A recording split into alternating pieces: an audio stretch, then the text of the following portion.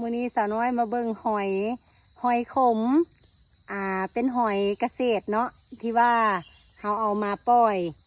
ตอนนี้สาวน้อยกับตอนแรกสาวน้อยก็ว่าเพิ่นไปสิใดเมิดเนาะหอยน่ะบ่ค่อยเห็นโตเพิ่นแต่ตอนนี้มื้อนี้สาวน้อยมาแล้วมาเ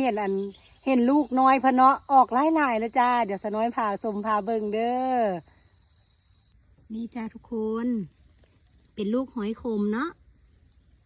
ลูกหอยโขมที่บ่าวงมสาวเพิ่นเอามาปล่อยไว้จ้าอันนี้เฮากะสีเพาะพันธุ์ขยายพันธุ์คือกันเด้อจ้าหอยขมเลี้ยงไว้ทุกอย่าง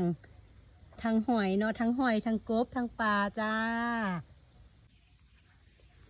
กะปล่อยไว้ทุกอย่างเนาะในบ่อของเฮากะสิมีกบมีปลามีเขียด มีหอยเชอรี่กะปล่อยไว้คือกันจ้าเลี้ยงเพื่อไว้อนาคตสร้างเป็นคลังอาหารแล้วก็เพื่อพี่น้องมายามเนาะจังสิได้มีแนวกินแนวต้อนเด้อเป็นกำลังใจให้กันเด้อจ้าเดี๋ยวพอกันใหม่คลิปหน้าเด้อบ๊ายบาย